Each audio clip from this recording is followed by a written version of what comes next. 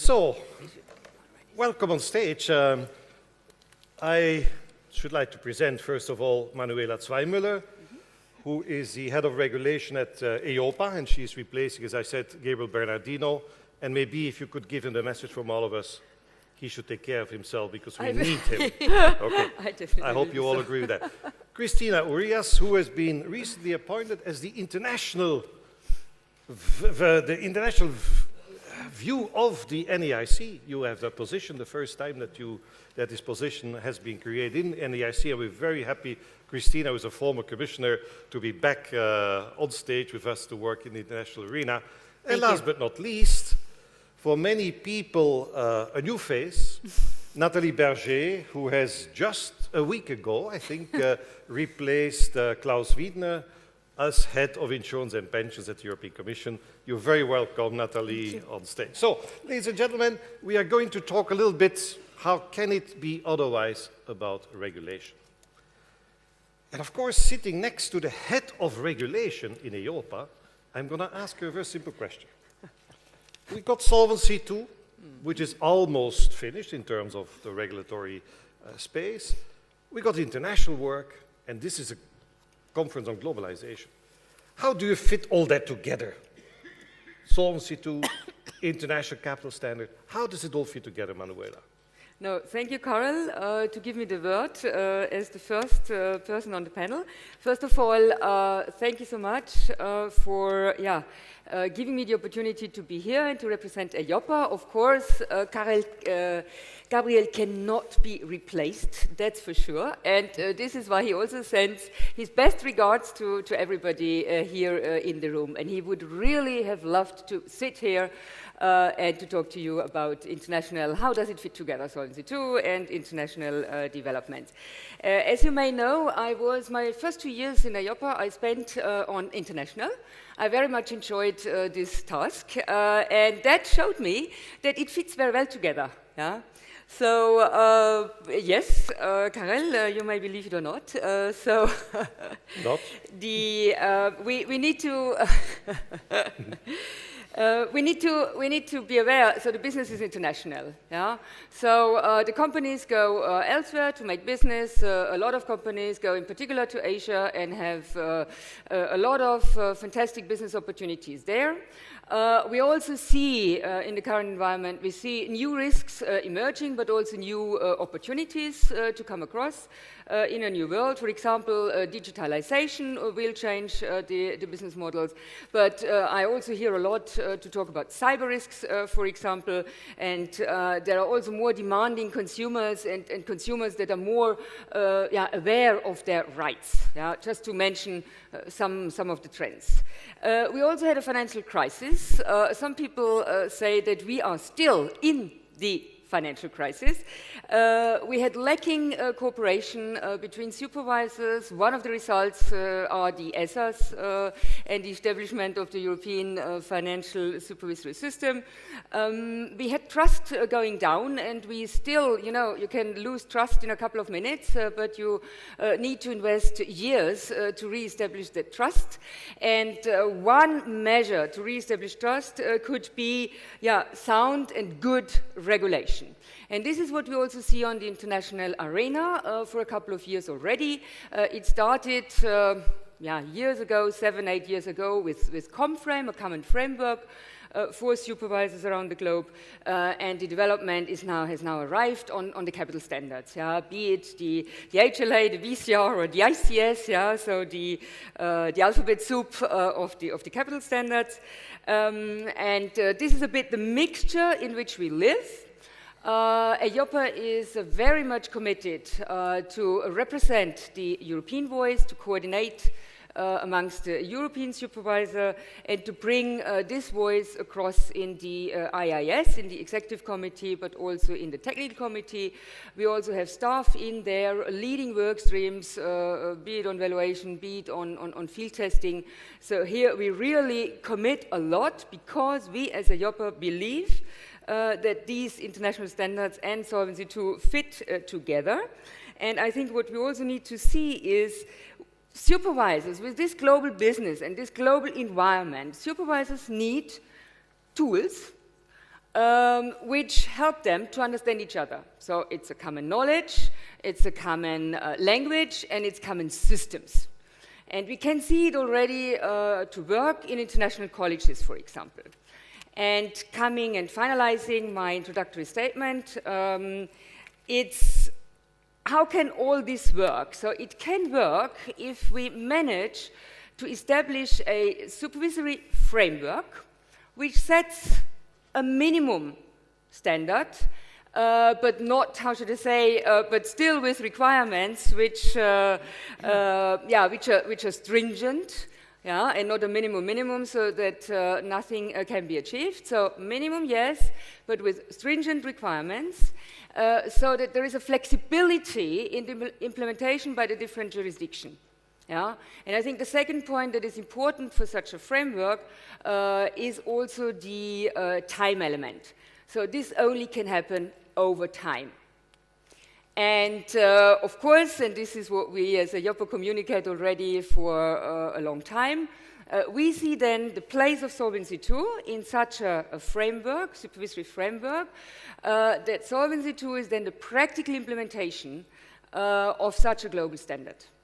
So this is, in a couple of words, how this can neatly fit together. Yeah, but you got me a little bit worried when you mentioned soup. You know, I like soup. But soup is something that needs time. You know, it needs time. It puts on the stove and you wait until it... Is it not all going to be a little bit too fast so that we all end up having an indigestion? No, I don't think so. I think the indigestion is happening from time to time, so we need to do something. We need to take an aperitif and a digestif in particular to make it more digestible. Okay. I think what we did is already on the timeline in particular for the capital standard, so that the timeline more or less is now a bit relaxed, to say it like this. And I think we also need a common and a joint commitment. So nobody can do this work, this important work alone. So we need to listen to each other. We need to cooperate with each other. And I think that will also shift one or the other angle of the debate over time. Thank you, Manuela. I agree. The time is needed, but a soup, to be very honest, if you're sick, I think a soup can help you to recover. Tell Gabriel, yes. Yes. Christina, yes. Let me play a little bit the devil's advocate here. I'm not surprised. Well, to play it anyway, I'm going to ask you the question.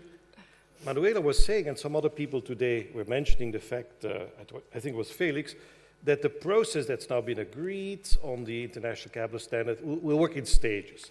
Yeah. Is that not the application of the old French principle, il n'y a que le provisoire qui dure? So we work on something and we keep sitting on that because we don't really want to bite in the apple.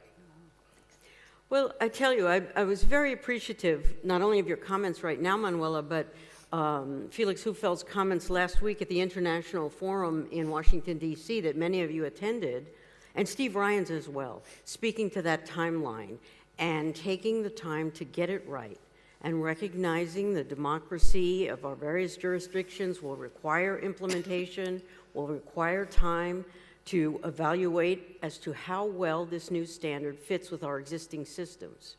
And so I think flexibility and diversity can be a benefit. We need to speak a common language. I was delighted to see Manuela. I'm sorry Gabriel wasn't here, but he was back at the forum. And we have worked together for many years. In my prior life, when I was the director of insurance for Arizona, as many of you know, I participated in the SMI, the Solvency Modernization Initiative, which gave me the opportunity to become very closely acquainted with EIOPA, with Carol, your work at the Commission, and we began a dialogue for many years now. And it's certainly enhanced over the past few years when we have these new capital standards facing us. And the fact that we have established that basis of communication and collaboration, which we started many years ago, in helping to understand each other's systems. I know there are still many questions about the US system, our principle-based approach. It's a risk-based capital system. We're very proud of that system. As you know, Carol, when I worked on SMI, we enhanced that system, and now as the mother of SMI, you the father of Solvency II, we I have think parental rights here perfect match. to talk about these things. But I tell you, it's really pleasing to me, now back in the fold with the NAIC, to see the developments that I worked on some 5 years ago. The changes to the Model Holding Company Act in the US, allowing the regulators to look into the full enterprise risk, the Form F filing that's required of that. We now have a corporate governance filing that's required.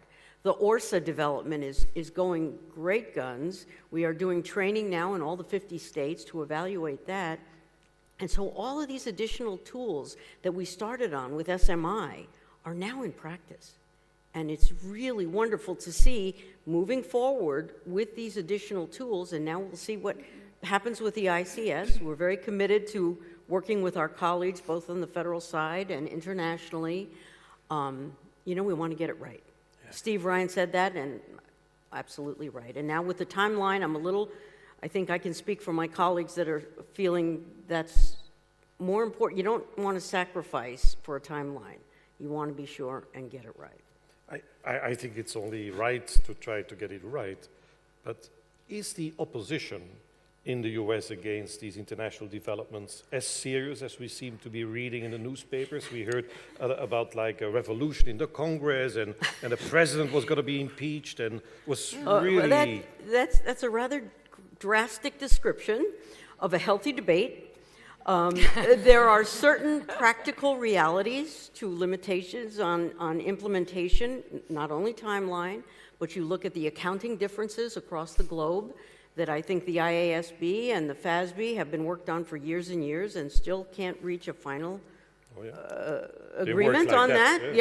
Yeah, and that's valuation, Sure. But then you have, legal differences, regulatory differences, cultural differences. All of these things exist. So we must be practical and pragmatic about development of this ICS. It must work for the jurisdictions throughout the world. We have an excellent system in the US that's certainly made it through the crisis, very strong. But, we always want to enhance it. We always want to make it better. But who calls the shots in Washington? Is it FIO? Is it the NAIC? Is it the Federal Reserve? Is it the Congress? We each have our statutory and regulatory responsibilities. This is a state-based system of national regulation. The model laws are adopted in the states, and through the accreditation program of the NAIC, they're glued together, if you will. We ultimately, the state regulators, have that responsibility of consumer protection, policyholder protection. That is not going to change. The Fed is involved, certainly, with the designation of SIFIs. But I would say this, if there were no SIFIs, then the Fed would not be involved. So that speaks to the FSOC evaluation of the SIFIs, what is the exit ramp for SIFI designation. All of those things are matters under discussion and great debate. And in Congress, they're getting more interested in our insurance sector. And as you know, they've had hearings last month, and so the Senate and the House of Representatives are watching very closely, as is Parliament and the Commission, watching very closely on this development. So I think that it's a matter of each of us having our responsibilities and respecting those responsibilities in going forward with this project. Okay, well, thank you very much. Well, Nathalie, you are going to be very soon, you have already become the defender of Solvency II. And now you have this international capital standard with its army sort of in its troops walking towards Europe. Does Europe really need an international capital standard? How does it fit together? Thank you very much, Carl, for your question. Maybe I should set the context. Indeed, as you say it, and I'm not going to say this to the father of Solvency II. Our main priority in the Commission, in the European Commission, is to work and prepare for the full implementation of Solvency II on the 1st of January 2016. So that's really the main focus on our work. And secondly, as outlined by Commissioner Jonathan Hill in his keynote speech, and you all listened to him this morning, we want to make targeted improvements to the European legislation in order to help the insurance sector to contribute to growth and long-term investments in the European Union. So you are going to see some initiatives before the end of the year. And of course, this is what is the focus of our attention on the European scene, but it's very important. Insurers are the most important investors in Europe. We need them today. And if I try to locate this within the general initiatives, if you make the link very easily with the Juncker plan and the recently launched Capital Market Union initiative, the deadline for contributions to this green paper recently closed. Many of you in this room responded to this, and your contributions are extremely precious, and they will serve as a very rich basis for us to be able to develop new initiatives very, very soon. You know that the Commission is planning to adopt an action plan after the summer.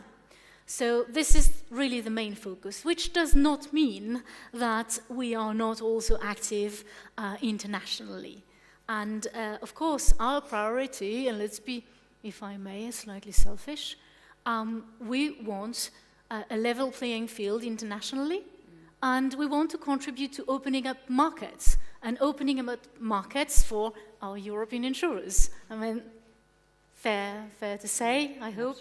And it's good that all are in a position to compete internationally. And that means that, of course, we need to take the European context into consideration when looking at the international context, and that's where I would want to make the link between Solvency II and what is being developed for the moment at the level of the IAIS.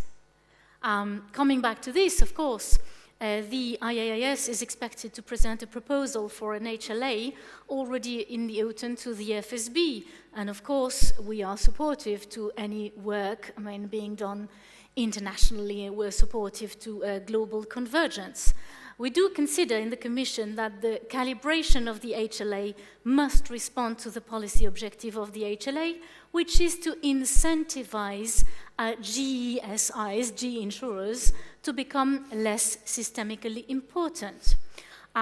We have already pointed out to both the IAIS and the FSB that the HLA should target those activities that contribute to systemic risk, i.e., the anti-NI insurance activities and the interconnectedness, and should not penalize the size. So if I may come back to the panel which you chaired this morning, and I remember the intervention of Mr. de Castries about his invitation for lunch. About the concept of anti-NI, I would like to focus for 2 minutes on this. This concept is important to help differentiating the activities which are at the source of systemic risks from those activities which are not.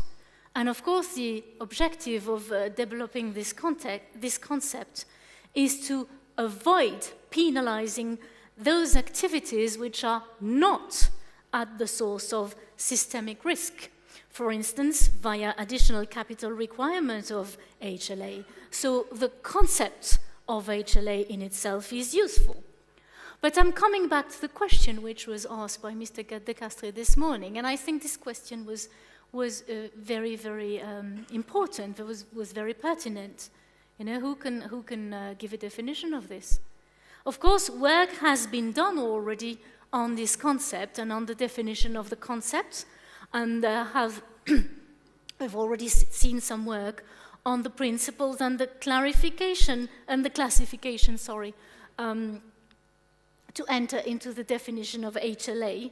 But we do believe in the Commission that maybe some further work could be done, and that the concept could be further developed. So I would agree with maybe some concerns or some thoughts which have been developed this morning. So we acknowledge in the Commission that further work is necessary, would be useful, but I would like to insist on one point, on one issue, which is that the objective of the HLA should be to avoid targeting activities which do not generate systemic risk.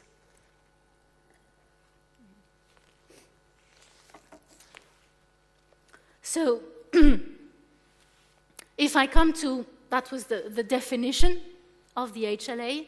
Now, if I come to the scope of application of the HLA, we have already stated at the FSB that for us, an agreement on the list of G insurers, GSIs, is a precondition for the implementation of the HLA.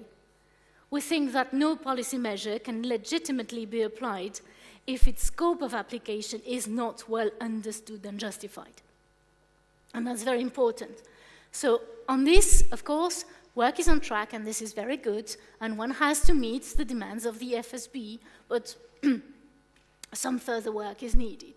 Now, to come to the issue of the ICS, we do acknowledge the benefits, we do acknowledge the benefit of a global capital standard for international groups. And we see that there are some conceivable arguments to support the development of an ICS. A common capital standard could facilitate access to cross-border market globally and contribute to a global level playing field.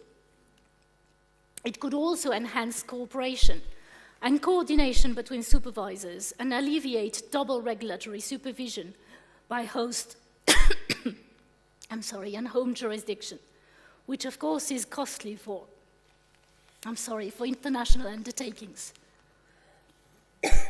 Maybe while you are sipping your glass, can I turn a little bit to you, Christina, on the point of NTNI that we discussed also this morning. What is the view in the United States about that? NTNI, non-traditional, non-insurance. Yes. Do you have any specific view on that issue in the US? Well, specific view. We, as a regulator, as a former regulator, looking at the non-insurance activities of an entity, we now have the authority through those changes that I mentioned in the Model Holding Company Act that has been adopted, I believe, in 44 states now. It might be universal. It's going to be a part of the accreditation standard. So all states will eventually be looking at that. But it allows the regulator to look into the activities of these non-insurance entities in the groups, actually get the books and records of those entities to see what kind of exposures they might generate to the insurance entities. So I think it brings us back around to a group supervision and what is best for group supervision. The ICS being, if you can look at it as a tool, not an end in and of itself, but another supervisory tool that we can use as regulators to evaluate the exposures. Again, keeping in mind, policyholder protection is the number one for the regulators. And in the US, we have things in place, the guarantee funds, which is a protection of the policyholders, asset investment limitations, interactions between group members, approvals of dividends. There's a lot of pieces of our regulatory scheme that gives us other tools to evaluate these non-entity exposures to the insurance entity. So, okay. Thank you for that clarification. Do you want to, is it okay? Yes. Thank you, I apologize. I think I should use my little credit of remaining voice to try and pass the rest of my comments rapidly. Sure. So, I think that the ICS is a long-term objective and in itself can be useful, but maybe the project should not be rushed. So we should take our time and look into the supers. You know this new trend in cuisine, the macrobiotic, low-temperature cooking. Sure. It takes longer, and it gets to a better result. It's more healthy, yes. Is exactly. So I would say, maybe to conclude, because I think afterwards I'm mute, I don't know why, that against this background, in the European Union, in the Commission, I would focus on the fact that we are in the implementation phase of Solvency II, and Solvency II introduces a modern economic risk-based regime. And in this concept, we cannot accept that a risk-insensitive measure drives the capital management of insurance undertakings in the European Union. So that's really our basis position. So we are aware of the fact that different views are being expressed on what the main objectives and features of HLA and ICS should be. And we believe that it is very important, therefore, to have an open and transparent debate. And we believe that all stakeholders should be widely consulted by the IAS during the development phases of the HLA and ICS. Of course, we in the European Union are used to the concept of impact assessment. When we want to develop something new, we have to present an impact assessment and justify that we are effectively addressing the issue with the best possible solution. Impact assessments are essential. They're critical for informed decisions to be taken by standard setters and regulators. And we do believe that the legitimacy and the necessity of HLA and ICS will only be recognized if there are both open consultations and proper field testing.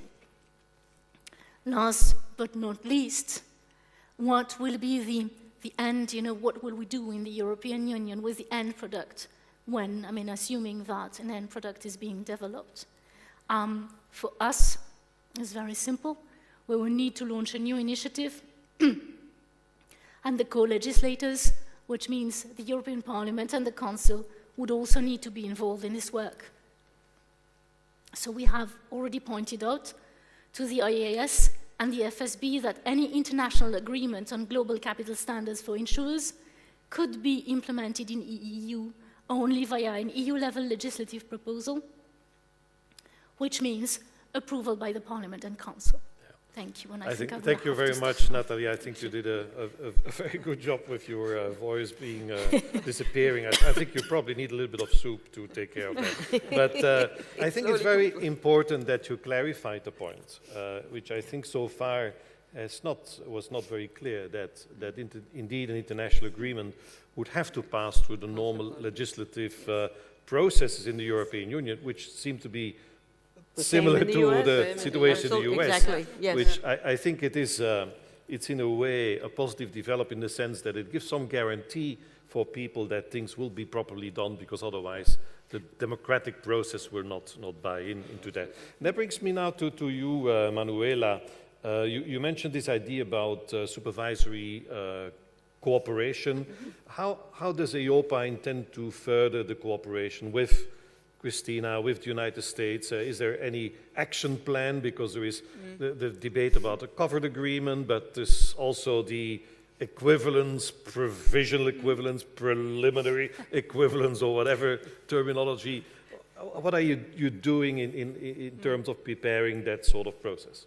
No, thank you, Carl. This is the perfect question for me, because I was personally involved in setting up the dialogue with the US a couple of years ago, and we have a 5-year program which is more or less targeting the different topics such as group supervision, but also capital standards, but also professional secrecy. It's also mentioning what you were saying, ORSA, and all these things. So we did at the very beginning, and this is where Christina was involved in 2011, we did an increase of the understanding of the two different systems, of Solvency II and of the risk-based system also in the US.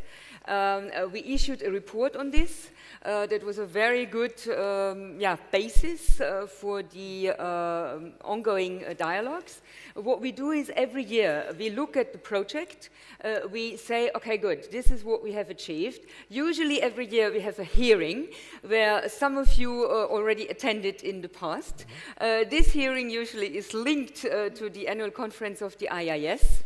And I think we will continue to do so also this year in Morocco, as far as I'm... Are other people going to be invited to that? I thought that the hearing is always so public, so I think we have more than 100... I think we have one planned for November. We talked about it at the steering committee last Friday with Gabrielle, that there may be a public event to describe and give detail on what's been going on with this dialogue that Manuela and I started together back in 2011. Will it be in Morocco? No. Will not be in Morocco. That I'm not sure. I understood it.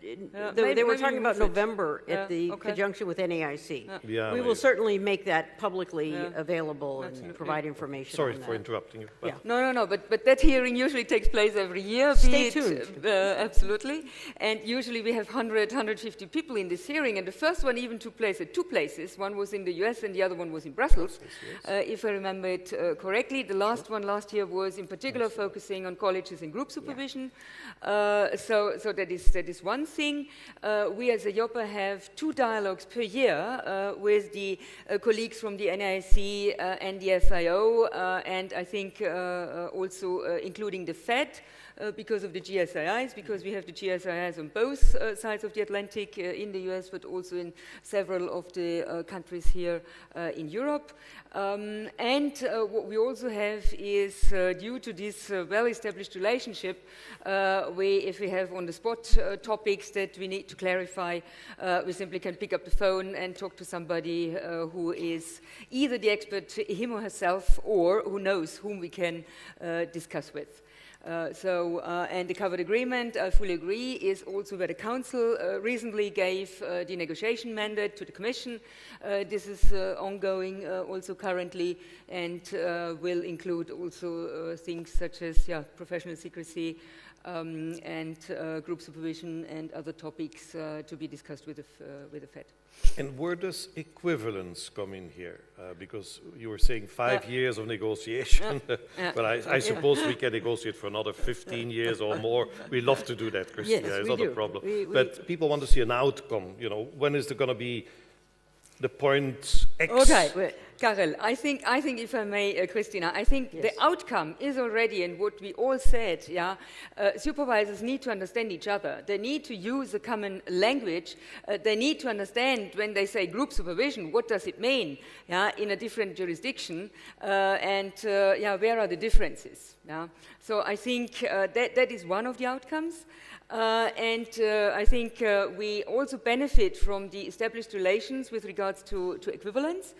This is something that we as EIOPA are always incredibly keen about, to have established relations between supervisors before we go into the work with equivalence. This is also why we established a similar project for a shorter time frame with Canada, for example.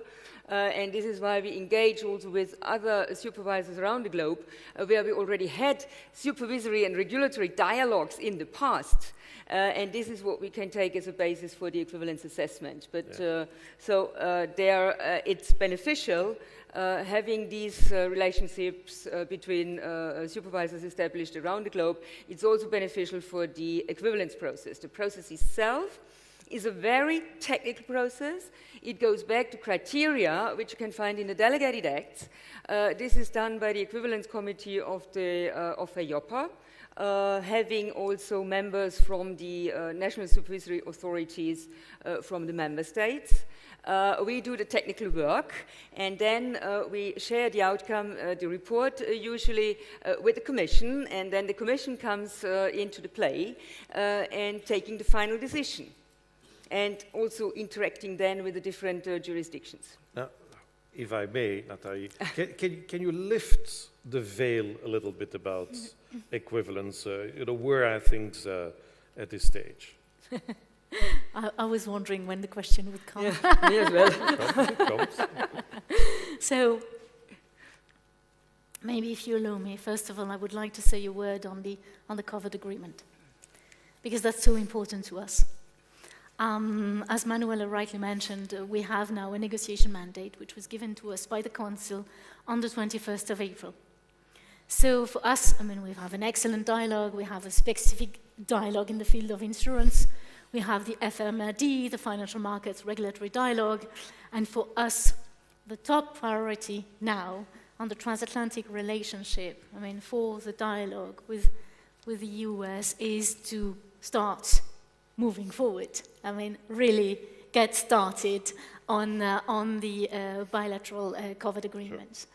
So we stand there and ready, and we're very much looking forward to this. There was already some meeting last week in Washington, which I understand were very productive. There are different views about covered agreements. Can I hear the other view, Christina? Can I hear the other view? The views of the state regulators are that the issue of, first of all, that is within the statutory purview of the FIO, yes. Right?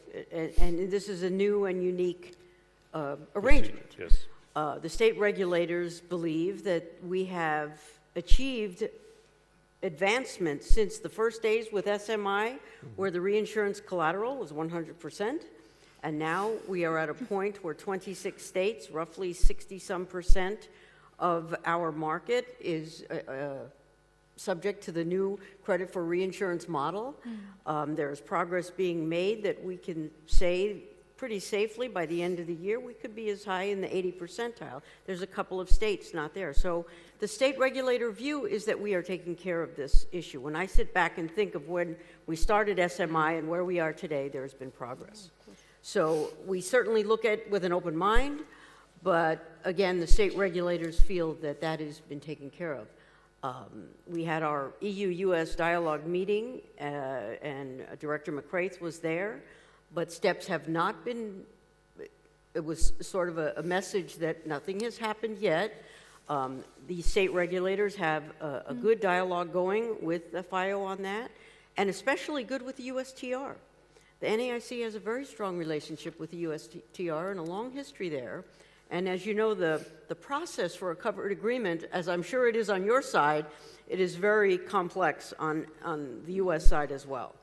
Yeah, and involves members of Congress and committees and discussion. There is an entire, it's a heavy lift. It's a heavy process. Sure. So we are watching it as state regulators. But wouldn't it be easy just to abolish collateral and then, things can go quickly? Easy is a word subject to interpretation. Yes, I know. But, Yes. Policyholder protection is key.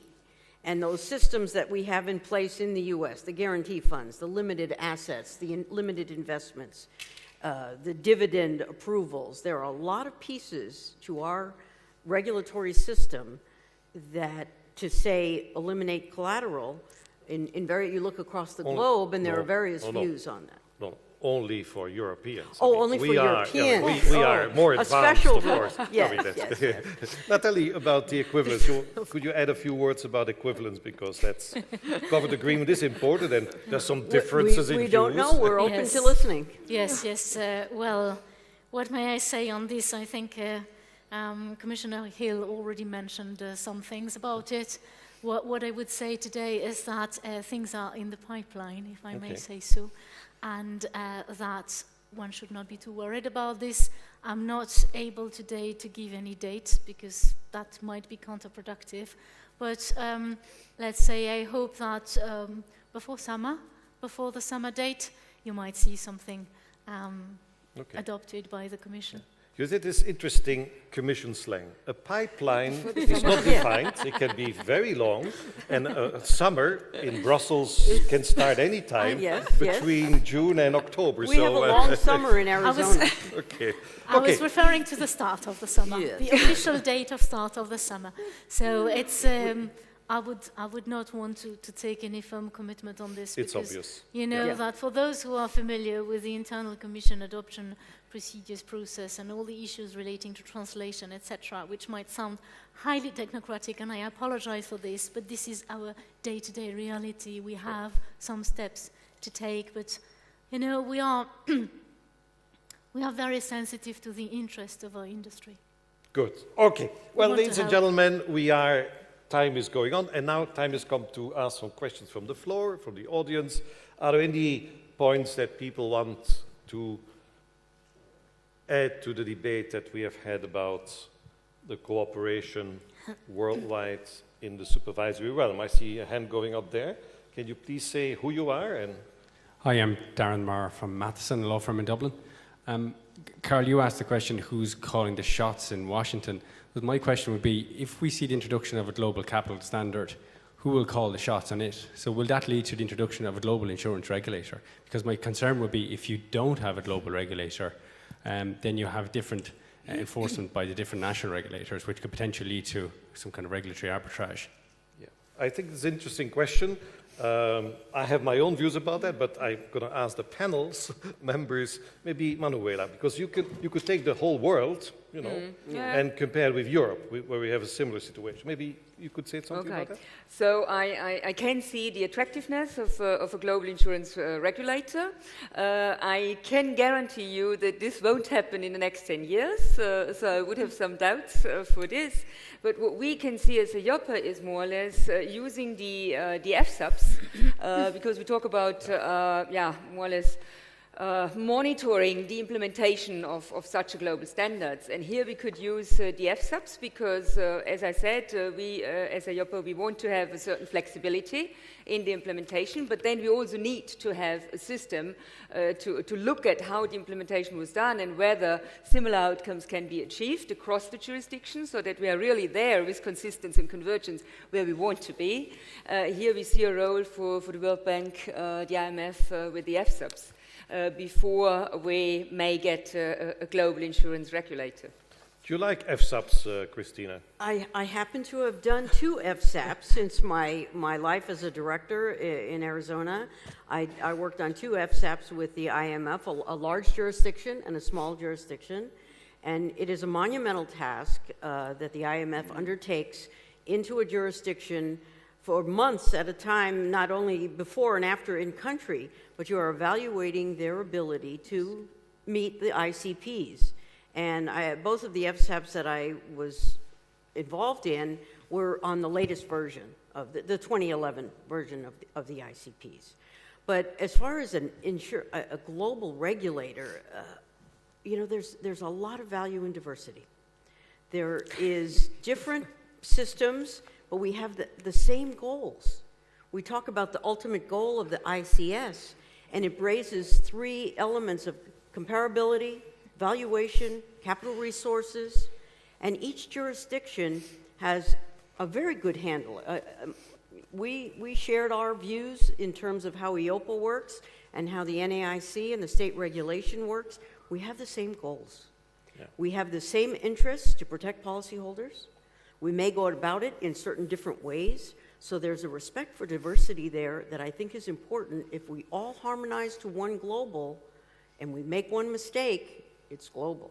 Yeah. So I think that we can achieve a balance of assessing global capital standards by different methods, reach the same outcome and result, because our interests are the same. And so it's a fallout from the financial crisis to have this talk about a capital standard. In my personal view, it's somewhat bank-centric, but it's worth exploring. I'm always of the view of a group capital assessment as another tool, but not an end in and of itself. That group supervision requires the use of a lot of tools. And if we do it globally on one hand, but we yet keep it locally, I think Felix spoke to that in his comments at the International Forum. Insurance is global, but it is also local.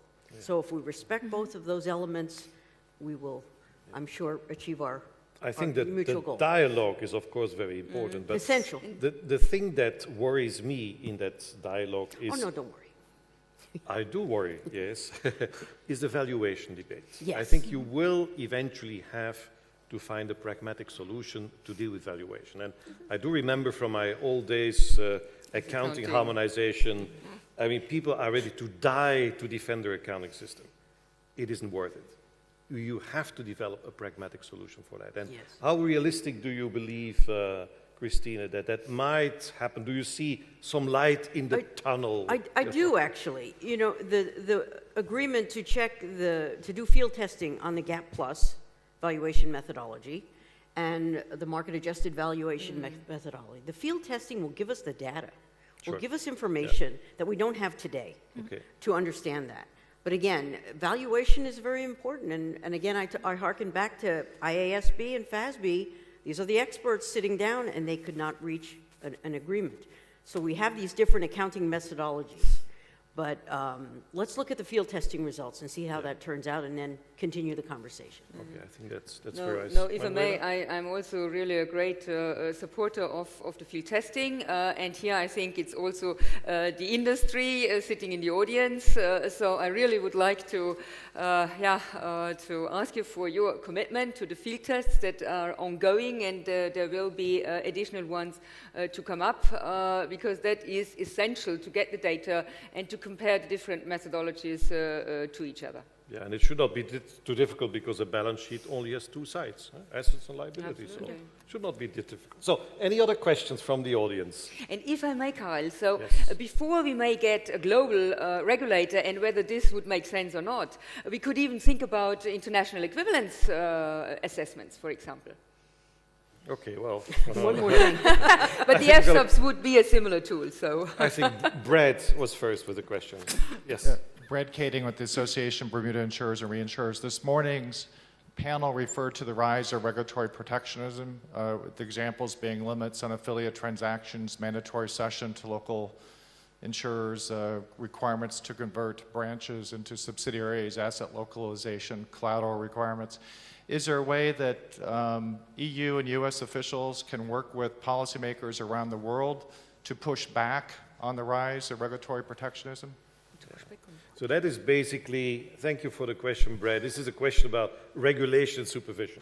What can supervisors do to stop some of the regulatory schemes that are overly protective? Yes. Well, again, it speaks back to going back to the basis for our regulatory schemes, which is policyholder protection. So I think the straightforward answer is what is in the best interest of the policyholders in a given circumstance and transaction. Yes, but one could be overly protective. I think the fact that people want branches to become subsidiaries and things like that is yeah, really... there's certain limitations. Okay. I would agree with you there. Okay, good.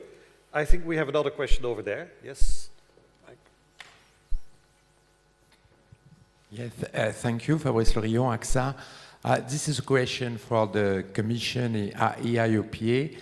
My question is there a firm commitment from EIOPA and the Commission to defend the basic principles of Solvency II on the global area, and in particular, to defend the idea that Solvency II, the principles of Solvency II could be a possible implementation of the ICS, and to avoid inconsistent solutions at global level with Solvency II principle. Okay. I think that, Manuela, you already partly addressed that issue, and you did too, but please clarify the point. No, so what we really try, what I can see is that regulatory systems influence each other around the world. Yeah? So I think Solvency II was already a catalyst for some other risk-based supervisory systems to come into place in different parts of in the world. The World Bank is currently having a program also to help countries to set up risk-based regulation and supervision. So I think it's a mutual influence to each other. But definitely what we would like to achieve is that Solvency II becomes a practical implementation of a global standard. And this is why we need a framework which is in its implementation flexible enough so that this can come true. But as I said, we need sufficiently stringent requirements so that a minimum doesn't become a minimum, yeah, and then everybody does whatever he or she wants to do. That is not the goal, yeah. I think we all need to move together for a higher standard. Nathalie, you want to add something to that? Thank you. Maybe I will come back to what I was saying just a few minutes ago on the ICS. We acknowledge that this is a long-term objective, and we can see some background and some value.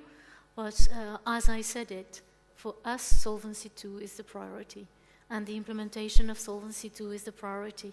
And Solvency II introduces a modern economic risk-based regime, and we don't want to see this modified. We don't want to see all our efforts in that direction put at stake by any other possible development. You were referring before on to different views, for example, difficulties relating to valuation basis.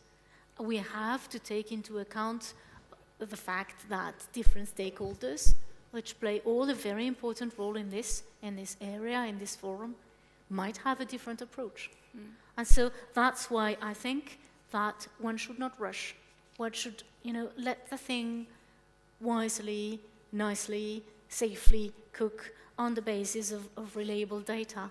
And as I said it before, and I think I can stand firm on this point, and I think that Lord Hill referred to it this morning, we do not accept that a risk-insensitive measure drives the capital management of insurance undertakings in the EU. I think this is clear. I hope think this this clear. is as good a conclusion as any for this panel. Ladies and gentlemen, may I ask you to join me in thanking the members of the panel for their contributions. Thank you.